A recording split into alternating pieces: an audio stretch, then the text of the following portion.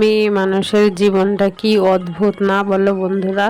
উম, এই এই কথাটা কেন বলছি বলো তো। না, আমরা যে সমস্ত ঘরের মেয়ে বউরা আছি তাদের কপাল কিন্তু এক একজনের এক এক রকম, তাই না? মেয়েদের কপাল যদি ভালো হয় তাহলে কিন্তু ভালো শেষ নেই, আর যদি মেয়েদের কপাল খারাপ হয় যে শ্বশুর বাড়িতে গিয়েও ধরো যেরকম ভেবে একটা মেয়ে শ্বশুর বাড়িতে যায় বা মেয়ের মা বাবা যেরকম চিন্তা ভাবনা যেরকম মনোভাবনা নিয়ে মেয়েকে শ্বশুর বাড়িতে পাঠায়, কিন্তু সেইটা যখন হয় না তখন সেই মা বাবার মনের অবস্থাই কিরম হয়। আর সেই মেয়েটা যে সবাইকে ছেড়ে ধরো নিজের আত্মীয় স্বজন ভাই বোন মা বাবা সবাইকে ছেড়ে ধরো অন্য একটা বাড়িতে গিয়ে সবাইকে আপন করে নেওয়ার চেষ্টা করে, সেইখানে যদি সবাই আপন তো দূর আপন হওয়া তো দূরের কথা, নিজের কাছের মানুষ হওয়া তো দূরের কথা, তার সঙ্গে যদি সবসময় খারাপ ব্যবহার খারাপ সবকিছু খারাপ করা হয় তখন সেই মেয়ে মানুষটার কপালে কীরকম কষ্ট বলো তো, আর তার বা কীরকম লাগে। তা ভাবছো তো সকাল সকাল এই রকম কথা কেন শুরু কেন বলছি সকাল সকাল? এইগুলো হচ্ছে বলতে পারো তোমরা যে এইগুলো হচ্ছে শ্বশুর বাড়ির নামে হয়তো খারাপ কিছু বলা বা খারাপ ইঙ্গিত করা, কিন্তু সেইটা না বন্ধু, যেটা বাস্তব সেটাই বলছি। একটা মেয়ে কত আশা কত স্বপ্ন নিয়েই না শ্বশুরবাড়ি যায় বলো, কিন্তু সেইখানে গিয়ে সব মেয়ের কি সেই আশা বলো স্বপ্ন বলো পূরণ হয়? বা সেই মানুষগুলো কি সবাই কি ধরো নিজের মা বাবা ভাই বোনের মতো কি এতটাই কাছের হয়? কিন্তু সব মেয়ের হয়তো কিছু কিছু উম, মেয়ের কপালে সেই রকম হয়, কিছু কিছু ক্ষেত্রে হয়, কিন্তু আমরা যারা মেয়েরা তাদের কিন্তু বেশিরভাগ ক্ষেত্রেই দেখা যায় যেটা ভেবে যে মেয়েটা শ্বশুরবাড়ি যাচ্ছে সেইটা তার কিছু চার ভাগের এক ভাগও সত্যি হয় না, দেখা যাচ্ছে যেরকম ভেবে যাচ্ছে পুরোপুরি তার উল্টোটা হচ্ছে। আমাদের ক্ষেত্রেও সেই রকমই হয়। আহ, ধরো আমরা সেই আমাদের জীবনেও সেই রকমই কিছু ঘটনা ঘটে, তা সেইগুলো বলার আগে আগে তোমাদের সঙ্গে আমি আমার পরিচয়টা দিয়ে নেব, না হলে তো তোমরা আমাকে উম, তোমাদের না হলে তো তোমরা আমাকে কি করে চিনবে, তাই না? আর পরিচয় না দিলে তো তোমরা চিনতেই পারবে না। তো সেইটা তোমরা আমাকে চিনতে পারবে সেই জন্য সব থেকে আগে তোমাদের আমার পরিচয়টা দেওয়াই উচিত। তা চলো আমি আমার পরিচয়টা তোমাদের দিয়ে নিই। শুভ সকাল বন্ধুরা, তোমরা কেমন আছো? আশা করছি তোমরা সবাই খুব ভালো আছো সুস্থ আছো, আমিও তোমাদের আশীর্বাদে ভালো আছি সুস্থ আছি। আর উত্তর চব্বিশ পরগনা জেলার ছোট্ট একটা গ্রাম থেকে আমি প্রীতি আবারও কিন্তু চলে আসলাম আরও একটি নতুন ভ্লগ নিয়ে, নতুন একটা সকালে। তা আশা করছি আজকের ব্লগটা তোমাদের খুব খুব খুব ভালো লাগবে। তা চলো ভিডিওটা প্রথম থেকে অবশ্যই শেষ পর্যন্ত দেখতে থাকো। আর ওই যে বললাম যে একটা মেয়ে মানুষের কপালে সব রকম সুখ হয়তো হয় না, একরকম ভেবে আসে শ্বশুর বাড়িতে, তারপরে অন্য রকম ঘটে। আমাদের ক্ষেত্রেও ঠিক সেইটাই হয়। আসলে কি বলতো, আমরা না সেই চারটে বোন, চারটে বোনের মধ্যে উম, আমি বড়। আমার যাই হোক যেটুকু আছে হয়তো ভালো আছে, কিন্তু এক বোনের ভালো থাকা কিন্তু আর তিনজনের খারাপ থাকার মতোই, তাই না? সেই একজন যদি ভালো থাকে আর তিনজন যদি খারাপ থাকে তখন কিন্তু সেইটা সহ্য করা যায় না। যে আমরা একই মায়ের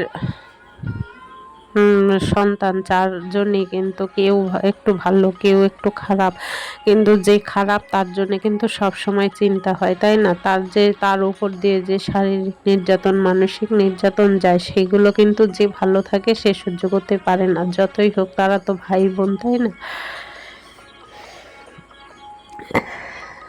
তা আমাদের ক্ষেত্রেও সেই রকমই হয়েছে যে আমরা হয়তো ভালো আছি, কিন্তু আমার যে বোনেরা আছে তাদের কিন্তু মনে শান্তি নেই, জানো তো। সেইটা ভেবে ভেবে নিজেরও কোনো কিছুই ভালো লাগে না, মনে হয় সারাক্ষণ অশান্তি অশান্তি, ভালো কিছু হয় না। কিন্তু তাদের কথা ভেবে যে নিজের সংসারে কোনো তার এফেক্ট পড়ে না, সেইটা কিন্তু না। সেইটা তুমি না চাইলেও কোনো না, যদি মনে করো যে না ওইটার এফেক্ট আমার সংসারে পড়বে না বা ওদের কথা ভাববো না, তখন কিন্তু সেইটা মাথায় থাকে না। মনে হয় যে কেন এরকম হচ্ছে, কি করলে ওইটা দূর হবে, কি করলে একটু শান্তি হবে, তাই না?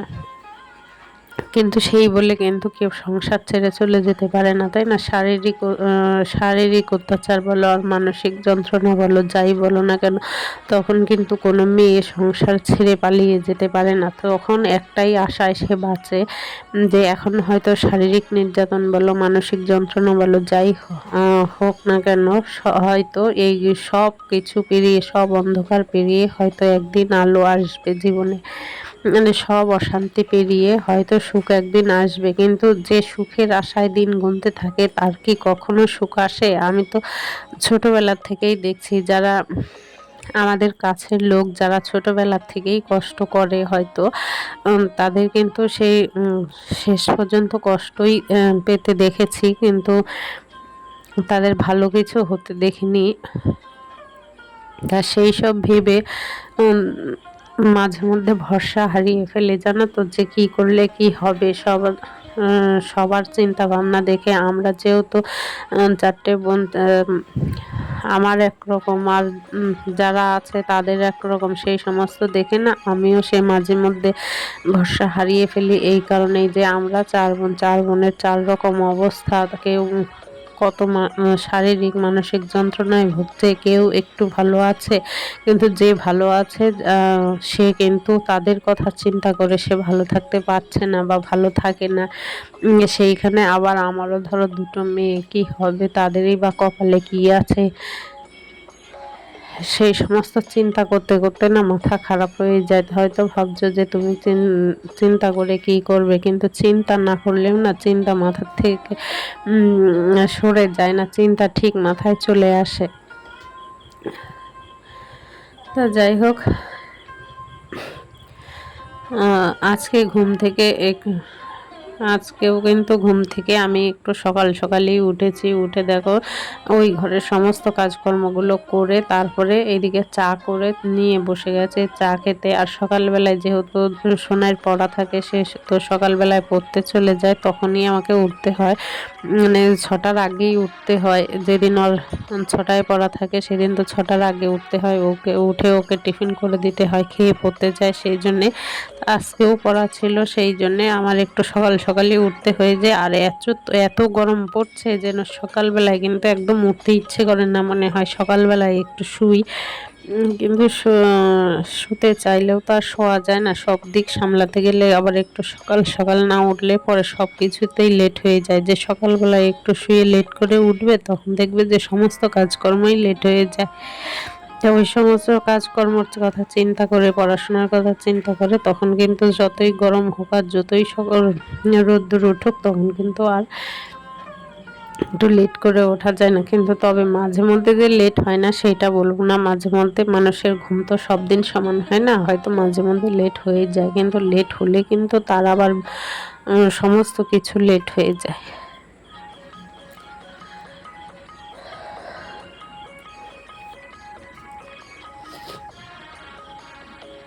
আর এদিকে দেখো আয়নাগুলো না প্রচণ্ড নোংরা হয়, কারণ দুষ্টু খেলা করতে করতে এসে এসে আয়নার মধ্যে ছাপ দেয়, যা খুশি তাই করে, সবসময় আয়নার সামনে দাঁড়িয়ে থাকে। তখন সেই জন্য আয়না দুটো ভালো করে মুছে নিচ্ছি, আর সঙ্গে দেখো টিভিটাও কিন্তু মুছে নিলাম।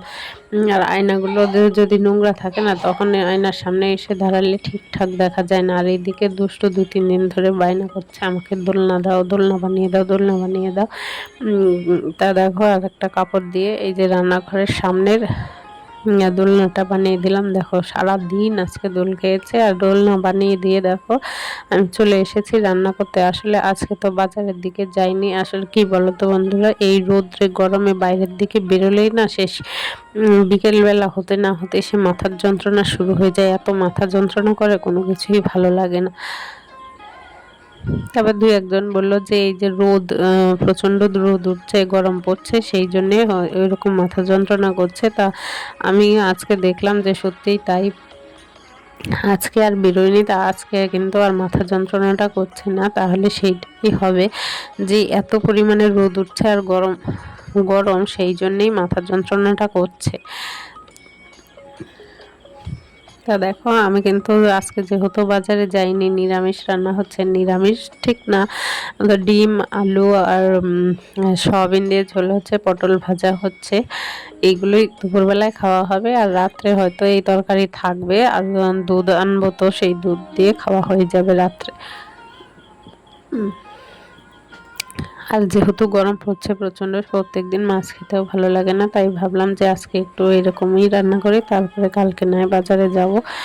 তো সেইটা ভেবে দেখো রান্নাটা করে নিচ্ছি। তা চলো রান্নাটা করে নেই, আর ততক্ষণ কিন্তু তোমরা অবশ্যই ভিডিওটা প্রথম থেকে শেষ পর্যন্ত দেখতে থাকো। আর হ্যাঁ বন্ধুরা, তোমরা যদি আমার ভিডিওটা দেখে একটুকু ভালো লাগে তাহলে একটা লাইক করো, কমেন্ট করো আর শেয়ার করো। আর যদি তোমরা চাও যে আমার পরিবারের সদস্য হয়ে থাকবে, তাহলে অবশ্যই আমার চ্যানেলটাকে সাবস্ক্রাইব করে আমার পরিবারের একজন মিষ্টির সদস্য হয়ে আমার পাশে থেকে যেও। আর প্লিজ বন্ধুরা আমাকে একটু সাপোর্ট করো, তোমাদের সাপোর্ট আমার খুব প্রয়োজন। তা গুড ইভিনিং বন্ধুরা, দেখো আমি কিন্তু বিকেলবেলায় সোনাইকে পড়তে দিয়ে এসেছি। পড়তে দিয়ে এসে ঘরদোর ঝাড় দিয়ে সন্ধে দিয়ে দেখো চা করে নিয়ে চলে এসেছি।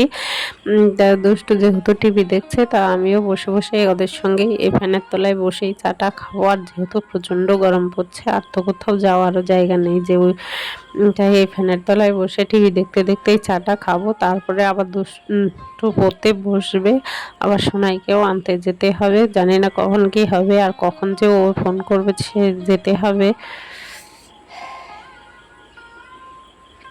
তা আজকের ভিডিওটা এইখানেই শেষ করছি।